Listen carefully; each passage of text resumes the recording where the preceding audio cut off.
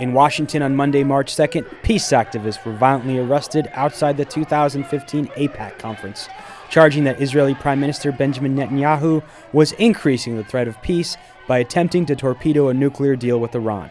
Speakers at the AIPAC conference agreed for the need for continued U.S. strategic support for Israel in the region. Netanyahu previewed his upcoming speech to Congress. I plan to speak about an Iranian regime that is threatening to destroy Israel, that's devouring country after country in the Middle East, that's exporting terror throughout the world, and that is developing, as we speak, the capacity to make nuclear weapons, lots of them. In January, Republican House Speaker John Boehner invited Netanyahu to address Congress, bypassing diplomatic protocol and generating political controversy. This was followed by President Obama refusing to meet with the Israeli Prime Minister on his visit to Washington, and Vice President Joe Biden and 56 congressional Democrats vowing to skip his speech.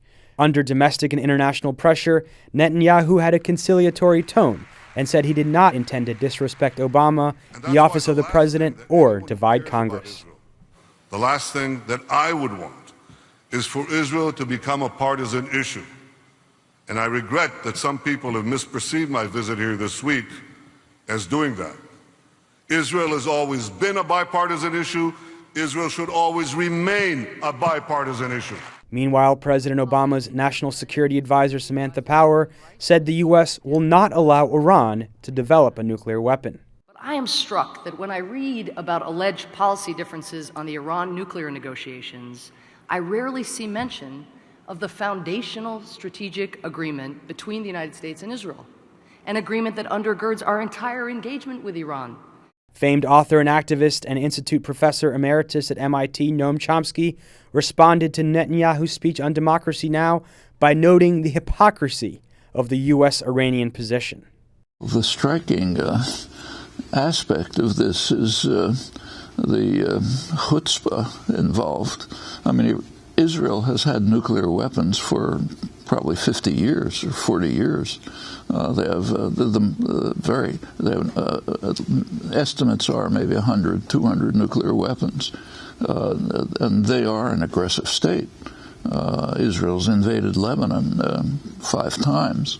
It's carrying out an illegal occupation, carries out brutal attacks like Gaza last summer. Meanwhile, Power also emphasized America's unwavering commitment to Israel. The Obama administration has invested more than $20 billion in foreign military financing for Israel, far more than for any other country and more than at any previous time in the history of the U.S.-Israel relationship. We believe diplomacy is the preferred route to secure our shared aim, but if diplomacy should fail, we know the stakes of a nuclear-armed Iran, as well as everyone here. We will not let it happen. There will never be a sunset on America's commitment to Israel's security.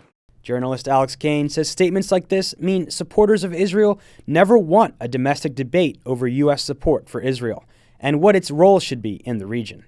It says a lot about the U.S.-Israel relationship that all of these officials are decrying people that say that Israel is becoming politicized.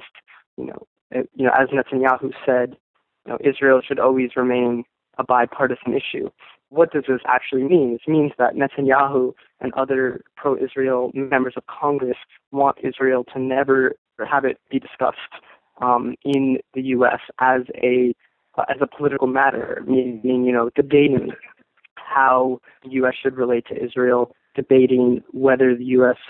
alliance with Israel is a good thing. The fact that they said this is an indication that they're worried that the issue of Israel may become politicized. And it is slowly but surely, at least among sort of grassroots base of the Democratic Party.